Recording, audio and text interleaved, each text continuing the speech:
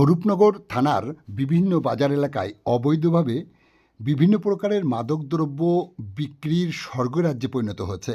একেবারে খোলা বাজারে এই ধরনের মাদকদ্রব্য বিক্রি করার জন্য যুব সম্প্রদায় উচ্ছন্নে যাচ্ছে বলে অভিযোগ। বাড়ছে অসামাজিক কার্যকলাপ, তারই দমনে সোচ্চার হলো পুলিশ প্রশাসন সহ সংশ্লিষ্ট দপ্তরের আধিকারিকরা। অবৈধভাবে মাদকদ্রব্য বিক্রি বন্ধ করতে সরাসরি মাঠে নেমে অভিযান শুরু করলো এমন একটি চিত্র ধরা পড়ল বিথারি বলফিল্ড সংলগ্ন এলাকায়, যে ছবি আপনারা দেখছেন আজকের স্বরূপনগরের ক্যামেরায়। 25শে এপ্রিল দুপুরে এক্সাইজ ডিপার্টমেন্ট ও স্বরূপনগর থানার পুলিশ যৌথভাবে অভিযানে নামল নির্বাচন কমিশনের তত্ত্বাবধানে। আপনারা দেখছেন সেই ছবি।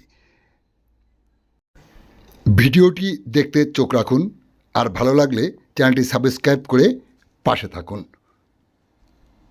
এক্সাইজ ডিপার্টমেন্ট ও স্বরূপনগর থানার পুলিশ যৌথ অভিযান চালিয়ে বিপুল পরিমাণ দেশি মদ উদ্ধার করল। গ্রেপ্তার এক।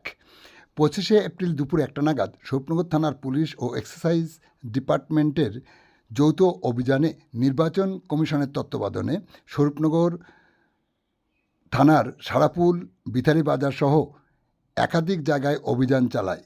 বিথারি বলফিল্ড সংলগ্ন একটি পানীয় জলের দোকান থেকে মোট 65 লিটার দেশি ও বিদেশি মদ অবৈধভাবে বিক্রি করার জন্য বাজেয়াপ্ত করে আধিকারিকরা, সাথে গ্রেপ্তার করে ওই দোকানের কর্তাকে।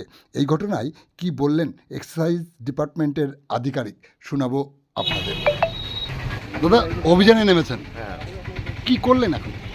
আমি এক্সাইজ ওসি এবং এক্সাইজ সার্কেলের ওসি আজকে বিডিওর সঙ্গে এবং থানাকে নিয়ে, স্বরূপনগর থানা, স্বরূপনগর বিডিওকে নিয়ে আমরা আজকে একটা জয়েন্ট অভিযানে বেরিয়েছি, যৌথ অভিযান।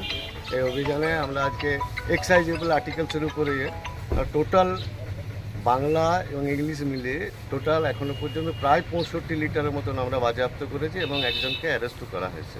কি নাম ভদ্রলোক? অ্যারেস্ট করার নাম এখন এই মুহূর্তে, যেহেতু আমরা এই মুহূর্তে করেছি, এই মুহূর্তে জিজ্ঞেস করা সম্ভব না।